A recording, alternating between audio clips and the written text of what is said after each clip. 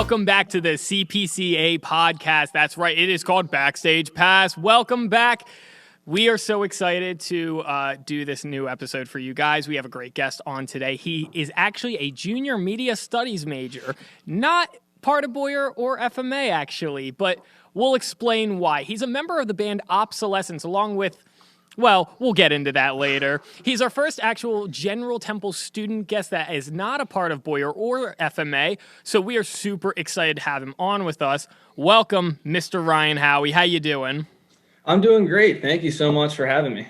Yeah, man, absolutely. And as always, I'd like to welcome Sarah, my co-host. How you doing, Sarah? I'm doing swell, Ben. How are you? I'm living the life. You know what I mean? Making through every day and making it count.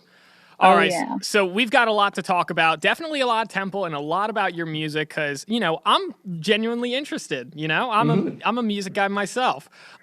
So we like to start off with pretty general Temple questions. And one question that we like to start is, where is your favorite study spot on campus? Favorite study spot? I'd probably have to say near the bell tower, near Bury Beach. I think that's a good spot that's got some grass. It's outside, so it's definitely, especially given COVID going on, it's a good change of pace from, being inside all day. It's very lively. A lot of people walk by, so I'd probably have to go with around the bell tower area. For sure. Yeah, no, it's a good time. It's a good place to, you're a musician yourself, so it's a good place to jam too, you know? Yeah, it's great for like a nice acoustic jam there. So yeah. Not sure if you would know anything about that, but it's a good spot for it. Yeah, no, I would say so myself. Have you taken a class that has been your favorite so far throughout college? Because you're a junior, so you're going into your second semester junior year, which means it will be your sixth semester. So you've been here for quite some time. Have you had a favorite class yet? Yeah, actually, I took a class called Audio for Media last semester, and I like that a lot.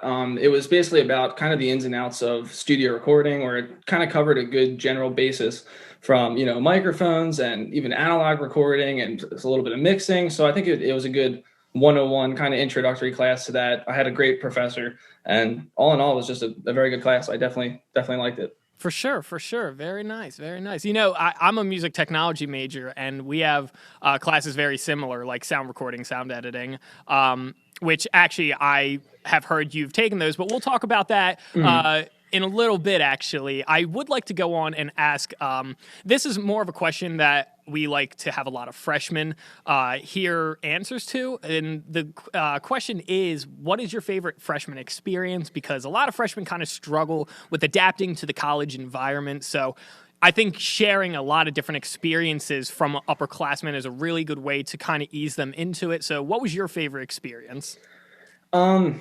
I guess I don't know if you count this as an experience or not, but I lived in J&H my freshman year. And I think overall having that, communal aspect of just like, anytime you needed to go to the bathroom, you have to walk down the hall to go to the bathroom. So I definitely met a lot of people through doing that. So coming into college, it seems like, like it's going to be inconvenient, not even having like running water in your room. But in doing that, it definitely made me meet a lot of new people. Some of my closest friends now are people I met on that floor freshman year. So if you consider that an experience, I'd say just, living in freshman dorms. I know Temple, a lot of people move off campus their sophomore, junior year. So, actually having that dorm freshman feeling was definitely, I enjoyed that a lot. There you go, ladies and gentlemen, meeting in the communal bathrooms. That's the greatest way to meet. Well, when you put it like that. Greatest way to meet people. I loved the J&H basement. That was my favorite. Yes, I forgot about you go down there any time of the day. There's like 20 people just chilling. For sure. True. Yeah, they had the vending machines down there. They had everything down there. Didn't they have like a video game setup, or did people just set video games up down there? I don't know if they set them up or not, but they definitely I know there's a big TV and a bunch of lounge chairs that people would watch like either sporting games or play video games on. I'm not sure if they were like J&H consoles though, but there's always people down there though. Yeah, there usually are at least 10 people down there having a good time. So yeah, it's definitely, if you're going for the classic college experience, J&H is probably the way to go. It's a classic dorm. What you see in TV shows and movies of, you get a roommate and you're all on the same floor sharing bathroom. Like that's the college experience, if you ask me. But Temple also offers a lot of different dorms that are like suites at this point. Take Morgan, for example, where it's like a hotel. it's there are a lot of options. So for any freshmen that might be listening to this, there you go. That's a good way to look into it if you're looking to have a specific college experience. But yeah, so I'm curious. There are a lot of classes that you have to take throughout the day, and usually in normal times you have to walk back and forth. And sometimes you have a little bit of time in between classes to maybe go grab food. So something we like to discuss with people is, what are your favorite food places on campus? Because people like to figure out like quick and easy ways to get food. And we know that there are popular places on campus. And we're curious, what is your favorite place on campus to eat? Oh, hands down, I would say the halal truck by Presser Hall. I think for it's $6 for and a big portion of chicken and rice. It tastes great. The guy there is super friendly. I probably get halal more often than I should, but it is definitely, I would say, hands down, my favorite place. So hold on. I heard you say specifically the halal truck by Presser. Yes, no other halal truck. I mean, it's not that the other ones are bad. Can you explain? Well, there's just a slight difference, I feel like, in the quality. I don't know what it is. I'm no chef or anything, but like the spices they use or something, it's the one at Presser just makes it better. And I don't know why. So if you're debating which halal truck to go to, I'm not saying the ones by the Sack are bad, but Presser is where it's at. Interesting. Yeah. Yes. Well, I must agree with you. The one at Presser is definitely better. I mean, there is a difference, and people don't understand that. So yeah, it's hard to even pinpoint what it specifically is, the difference between it. But I don't know. I probably go to the Presser one 9 out of 10 times, so that I'm gonna get halal. But not trying to pick sides or anything, but yeah. But I don't know. There's something about that Presser one. It's a little bit more magical, let's say. Agreed. Or something Definitely. else. We need to get a sponsorship with them. Yeah, if you're listening, plug them like every episode. If you're listening, Halal Guy, I don't know his name, unfortunately, but Mr. Halal Guy, if you are listening, hit us up and we will work out a deal and we'll make it work. It's a good way to go, I swear. But anyway, everyone has their own story. Everyone has their own paths. It sounds like a movie plot of some sort. But anyway, everyone does have a decision to make when it comes to college and whether they go or not. And obviously you picked Temple, so what brought you here? What was it about Temple that you said, this is the school I want to go to? So a couple things. I mean, one, I live about 30, 45 minutes outside of Philadelphia. So being somewhat close to home was definitely something I was looking for. And also I definitely wanted to stay in the Philly area. I knew I wanted to go to a city school, and I thought Temple was, the perfect option because you definitely have your own campus feel while you're on campus, but it's really nice to have the rest of the city kind of right at your fingertips. It's a quick sub right away. So having that option is super nice. I remember touring Temple, and it just felt like they had something for everybody. Like you said before, you can kind of, if you want to live in J&H, have that type of college experience, or Morgan to have that college experience. It seemed like, it was a very diverse school in terms of, how your experience looks like, what you want to make of it. So definitely just, overall being somewhat close to home, having the city nearby. And yeah, I mean, just go Temple. Like, yeah, I've been here for 2.5 years and I have nothing to complain about it. So. Exactly, and that's what we love to hear. But when you originally came to Temple, is it true that you were actually thinking about being a music technology student?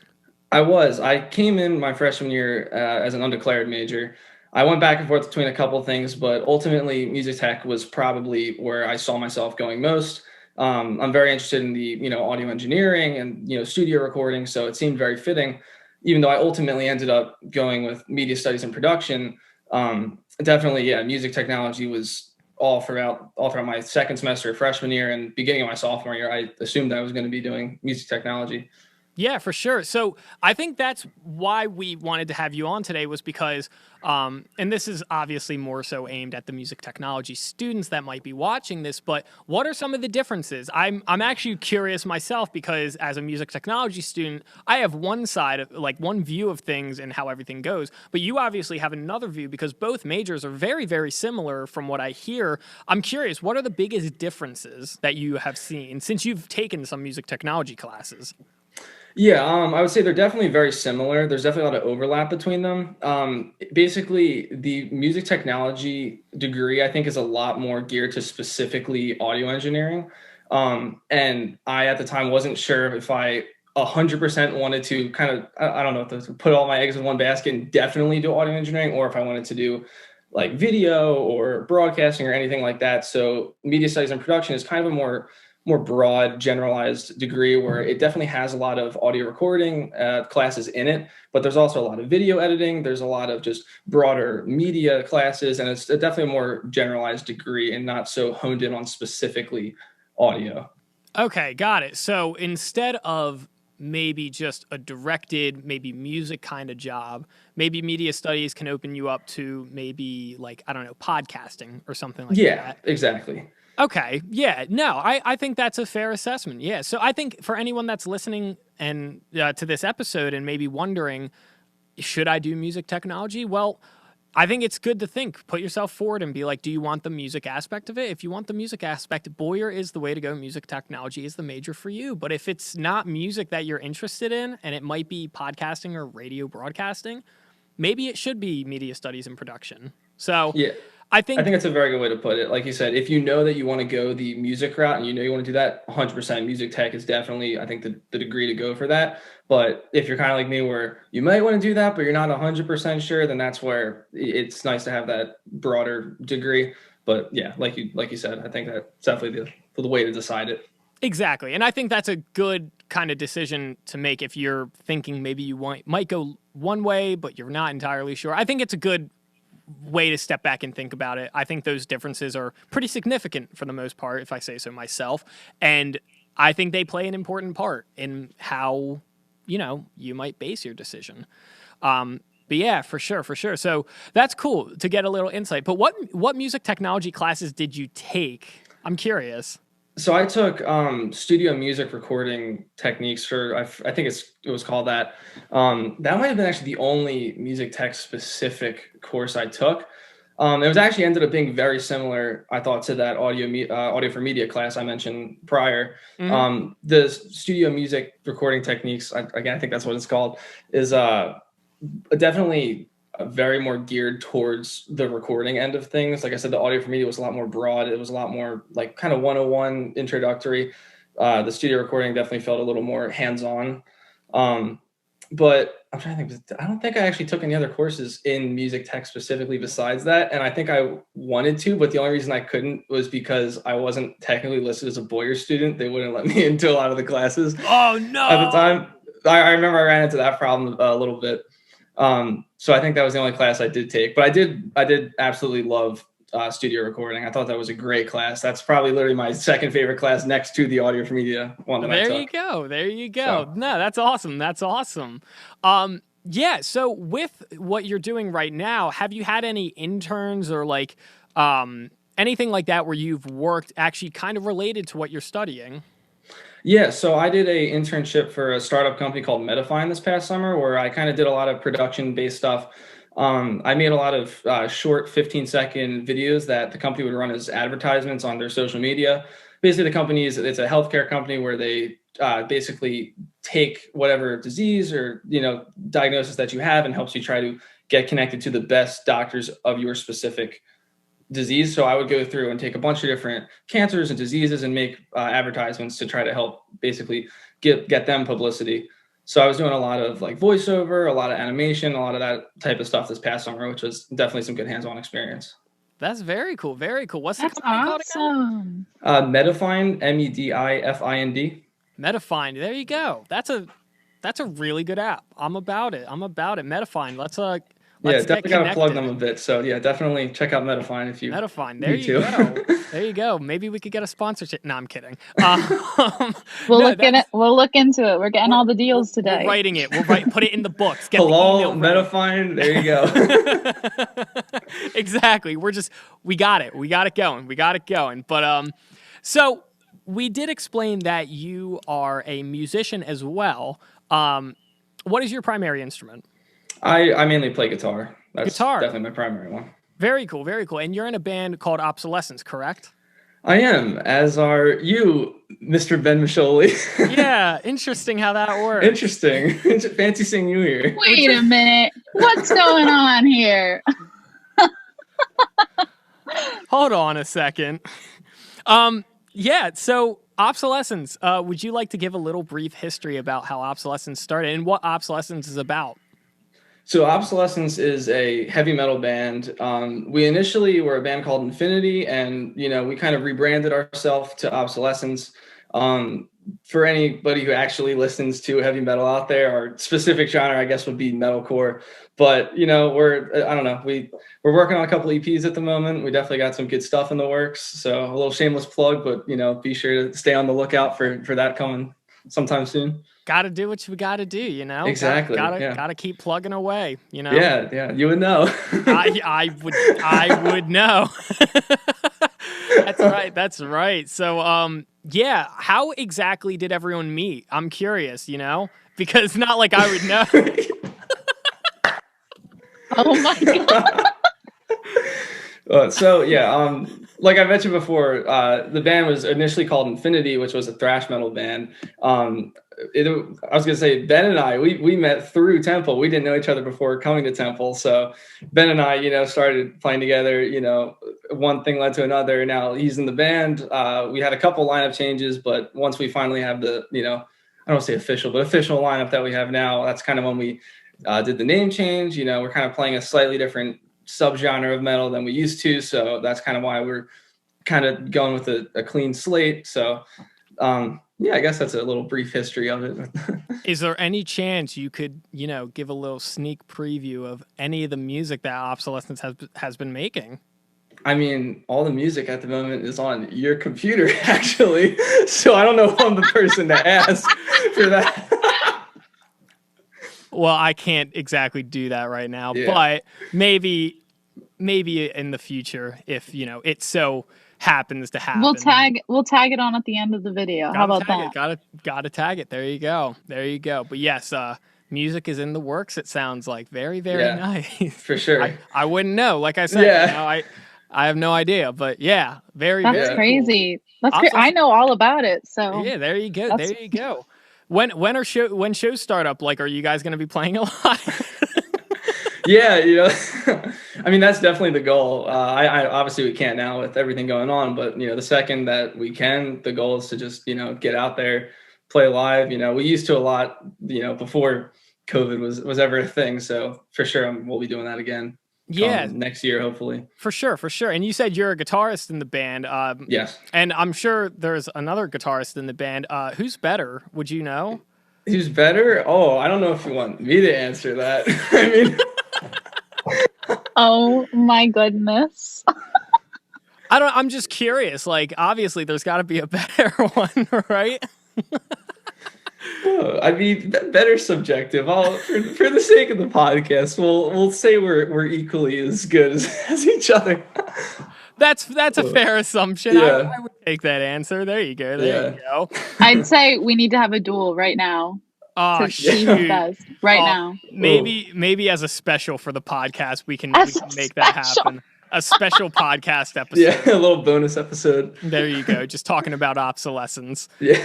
Oh my goodness. So, all right, let's drive away a little bit from music, and let's talk about some of your other hobbies, because we know you're an avid skateboarder, and that's something that is, from experience of being a really bad skateboarder, I understand that there is a lot of work to be put in to actually do it. So I'm curious, are you like a pro skater that does a lot of tricks, or do you like to cruise? Like, what is it about skateboarding that you like? I was gonna say avid is probably a bit of a strong word that I would give myself, but I mean, I definitely like cruising more than doing tricks. You probably don't want to see me do too many tricks. It wouldn't be too pretty. But yeah, I mean, one thing I love about it, with especially everything going on and being cooped up inside for a while, it's a good chance to get outside, get some fresh air. Just kind of be in the daylight for a change from staring in front of a computer screen for so long. But yeah, cruising's nice. I think Temple's got a great campus to skate around. And yeah, it's just a good form of exercise. And yeah, I don't really do the tricks part too well, but in terms of just having fun, I definitely enjoy it. That's okay. But it actually brings up a good point for anybody because there are a lot of skateboarders at Temple. Yeah. You see them on the street, sidewalk, campus, wherever. Is there any advice you'd have for anyone that is a little timid, maybe that wants to skateboard because they think it might be a better way of transportation, or someone that just wants to start but they don't really feel comfortable doing it in Philadelphia per se. Do you have any advice for anyone that's like that? I guess the main thing to remember is everybody's a beginner at some point or another. So everybody skating around once started. So, and everybody does feel uncomfortable at first, you know, especially I feel like in Philly with being in the city with traffic and everything like that. It's kind of one of those things that you kind of just have to put yourself out there a bit. And once you do it enough, it just kind of becomes natural. I mean, I know at first I definitely enjoyed skating kind of back home in the suburbs a bit more. Just because there's less people and all that stuff. But after skating in Philly now for the past, you know, year, 2 years now, I definitely enjoy it just as much. So for anybody starting out, everybody's a beginner at some point or another. Everybody's going to fall down. It's just part of it. So there's nothing to feel worried about. You just kind of got to do it, and the rest will just come. I've always heard that the first fall is the hardest fall, and then after that, you just get back and you're good to go. Yeah, I mean, definitely, like, you're always scared, at least for me, I was always scared of falling, like, when I was first starting to ride, and then once you just wipe out one time, you're like, oh, all right, like, it's not fun, but it's not nearly as bad as I thought, so you could just kind of mentally put it past you and just kind of go from there. That's fair, yeah. I've always have been more on the timid side, for sure, because one, I don't own a skateboard, and two, it is a little, you know, it can be, I'm sure it could be embarrassing. Like maybe if you fall and like there's a lot of people around, or maybe if like there's a car following you or something. I don't know. But I think you're totally right. If you're a beginner, you just got to put yourself out there. Once you start doing it and once you get used to it, it's actually a lot of fun. You know? Yeah, and I think especially skating with a couple friends, it's a nice, like, kind of social but physical activity, you know, thing that's just a lot of fun. So there's definitely a lot to it that once you get past that initial, you know, worry of, you know, what people are going to think of you skating around or that type of stuff. Once you get past that, it's definitely a lot of fun. Especially, I know you mentioned like the transportation aspect of it. Definitely saves a lot of time from living off campus, kind of walking to and from campus for, I mean, not really classes at the moment, but just getting food, you know, doing whatever it is. It definitely shaves down a lot of time for transportation as well. For sure. Very good to know. Awesome. To know. My cousin got her first penny board for Christmas. Oh, that's awesome. She was trying to get me to do it, and I was like, absolutely not. That's not happening. Penny boards are difficult. They're definitely like they're so small. I'm like, my 1 foot barely fits on this. That's exactly how I feel. Yeah, I pretty much only ride around longboards or some skateboards now and then, but yeah. Yeah, anybody that can ride a penny board. I knew, I'm not going to name who it is because it is someone that goes to Temple, but I knew someone that rode a penny board like all the time, and they had to stop riding penny boards because they actually ended up wiping out on Broad and breaking their wrists. Ooh. Because of it, and they ended up breaking their penny board, and they were like, yeah, I can't ride this, it's too small. I can't do it. But, you know, if you have balance, then penny boards are the way to go. They're easy, you know, they're small and portable, and you can put them in your backpack when you're not riding them, so I don't know. That's definitely a plus with them. But it sounds like it has its pros and cons. Yeah, it's definitely easy to, you know, to throw in your backpack or carry around, but you can definitely feel every little rock or pebble on the road while you're going. That's for sure. For sure. Yeah. So you mentioned you were in a thrash metal band. I'm sorry, the name was Infinity, right? It was. Okay. Yeah. I just wanted to make sure. Oh my gosh. Is this Comedy Central? I can't. So there are a lot of thrash metal bands that are great, like Metallica, Megadeth, Slayer, not Anthrax. No, I'm kidding. Yeah. They're fine. There are a lot of thrash metal bands, and they all have a look to them. You know, like the long hair, the black jeans, the ripped t-shirts, stuff like that. And a little birdie once told me that you actually grew out your hair similar to those rockers. And is it true that it was past your shoulder? Yeah, it was. I mean, my hair was probably down to at least here for a good 2 years. I mean, it was a joke in my family because my mom would always tell me that my hair was longer than hers. So she'd always, you know, kind of not laugh at me, but, you know, bust on me a bit for that. But yeah, it was definitely past my shoulders. Well, here, I'm going to pull up a picture. We're going to put it right here, right where my finger's pointing right now. And that's a picture of you with long hair. Indeed. So I got to know, why did you cut it off?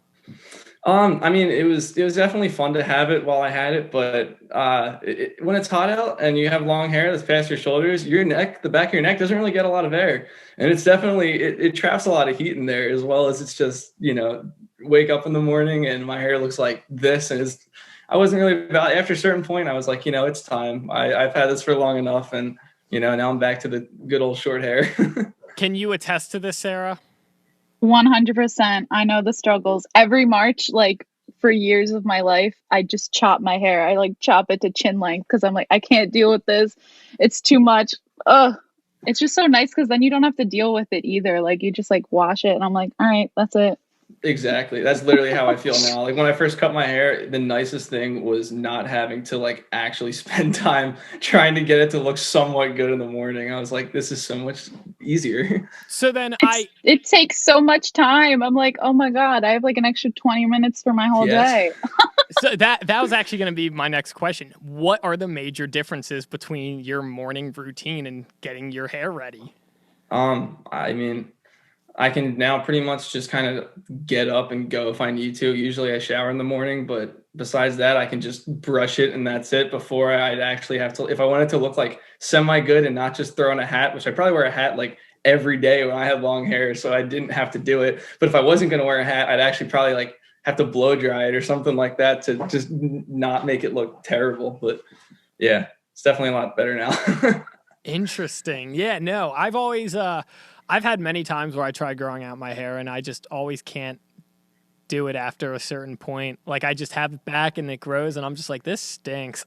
Yeah, well, there's like a certain point when it's like not short but not long, where it's just like awkward and doesn't do anything. You just That's the worst. That is the worst. Yeah. I swear my hair is always at that point, and I'm like, I don't know what to do with it. It's literally like I feel like it's honestly harder to style when it looks like that versus when it's just completely long. So you just got to power through it those couple months when it's in that stage, and then you're yes, it's like just let it grow, it'll get there.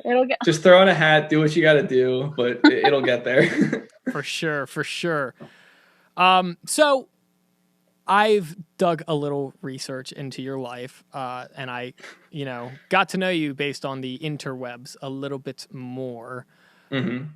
I was watching a video, and you were a guitarist in your thrash metal band because you said you play guitar, but you were also the singer. It looked like in some of these videos.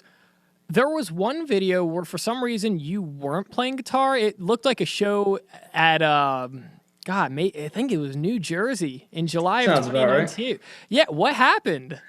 So I was, I got to the show, everything was fine, no problems with the amp beforehand. You get there, we go to sound check, and then the amp turns on, but there's just no sound coming out of it, which, I mean, there's always a lot of technical difficulties you'll run into at some point along playing music. You just hope that they're not right before a show. So, after like 5 or 10 minutes of, trying to fix it and troubleshooting, couldn't figure anything out. So it's just, all right, let's just do what we can, forget the guitar for a show and pretend like I know what I'm doing with just holding a vocal mic. But, it's fun. You kind of just got to improvise, and I still enjoyed myself. So yeah, it was good. It's interesting. I saw another video too, where something similar happened, but it happened like almost at the end of the show. It looked like it was like an album release show or something like that. And all of a sudden, one moment you're holding a guitar and the other you're not. What happened? So, yeah, I know exactly what you're talking about. So we were playing we were playing a set for about an hour and 10 minutes or so. And I'd say we had about 2 songs left. So about an hour in, and then I remember something happened with one of the pickups in my guitar where it stopped working. So, I wasn't going to sit there and try to mess with it to get it to work in the middle of a song. So I just kind of basically threw it down when I had a chance and just kind of started singing. But while I threw my guitar down, I didn't put it on a stand or anything like that. I just rested it up against my amp. I'm just jumping up and down, going crazy with the mic. And I actually land when I jumped on the power cable plugged into my guitar. So that snaps and basically lodges the guitar cable stuck inside of the guitar. And I went, well, that's going to be like at least $100 at a Guitar Center to fix that, because I had to replace like so much of the electronics after that. So yeah, basically I wasn't playing guitar with that guitar for the rest of the show or for a couple of weeks after. And then last thing, for some reason, there was a point in your time, and I read this on Wikipedia, there was a okay. point where for some reason you would try to play your crunch tone, on your amplifier, but for some reason it just wasn't working. And it seemed, from what I read, it seemed like it was a really confusing experience. What happened there? If you're referring to my current amp right now, basically I'm using a tube amplifier now, and the tubes in the amp kind of dictate what the sound characteristics are. And I didn't put the proper tubes in my amp, so it was the wrong brand. And basically, usually some tube amps kind of adjust themselves to it. This one didn't. So for about 6 to 8 months of me questioning why my guitar tone wasn't how I wanted it to sound, it ultimately was just from me putting the wrong tubes in there. But fixed it now. So guitar tones sounding nice now, but definitely, yeah, I remember that a little too much. Okay, nice. So the last thing I actually want to talk about before we get to our special game that we have planned. Ooh. The last thing I actually want to ask is for anyone that is listening to this that might be not only music fans but love music like gear, to say, why don't you run us down what equipment you actually currently use? Because I know for me, I love hearing other people and what they use for gear. And, I'm just a complete gearhead. So for anyone else that might be like that, let them know. What are you using? What works best for you?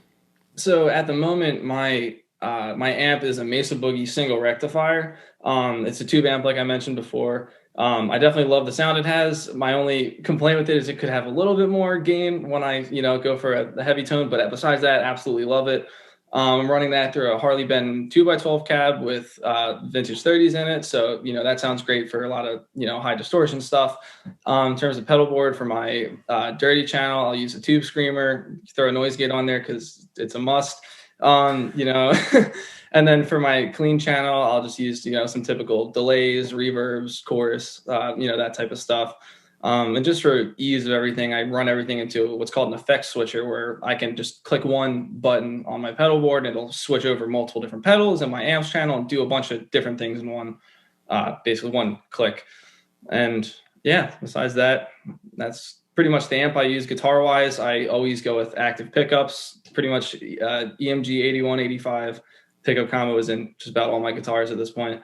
And yeah, nothing against passive pickups, but they're just not active pickups. What kind of guitars are you rocking with these days?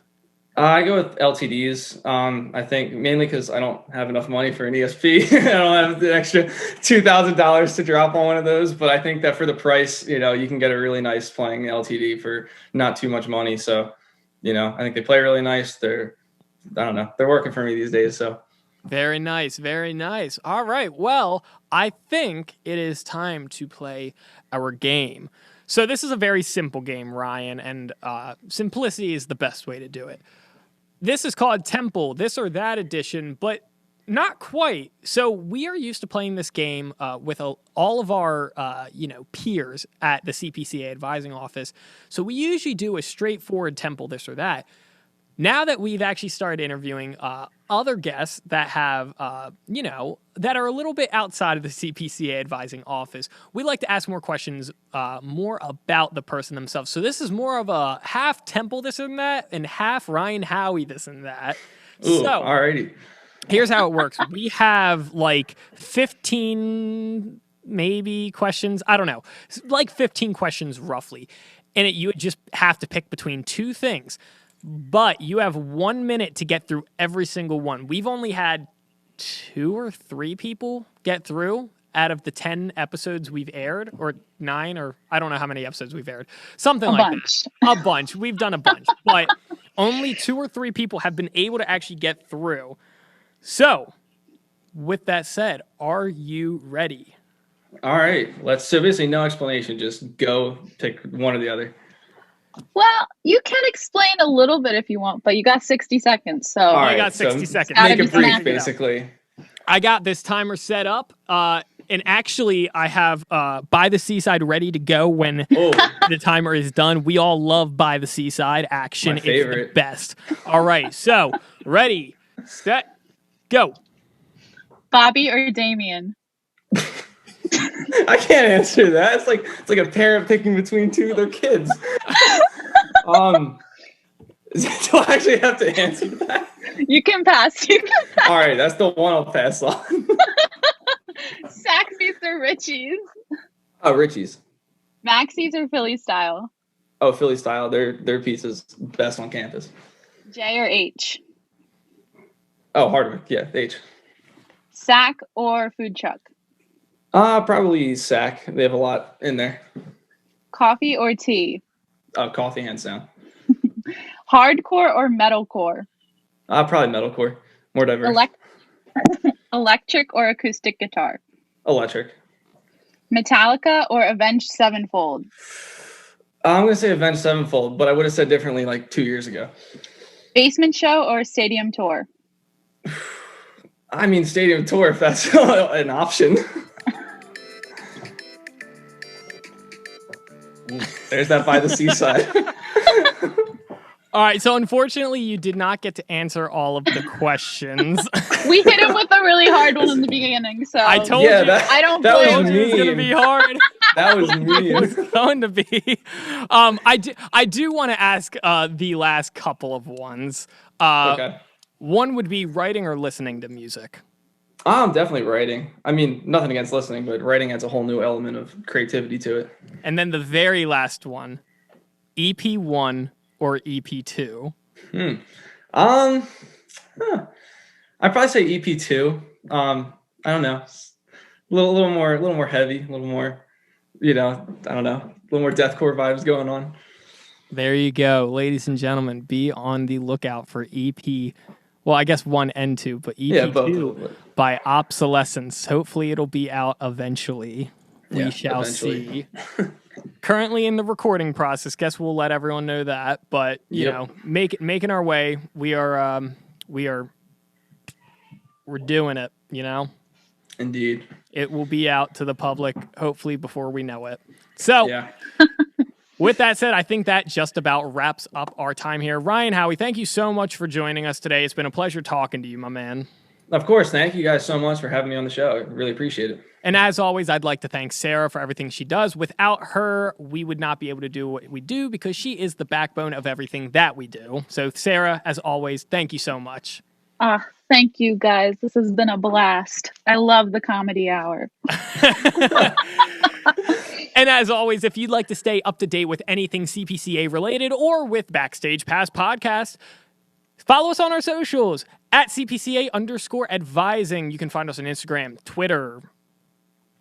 I don't know. YouTube. YouTube. That's what we're playing right now. YouTube. There we go. You can find us on all there at CPCA_advising. With that said, we will see you next Friday. As always, enjoy the second semester of classes, the spring semester 2021. It's going to be a good time. As always, my name is Ben. We will see you next week.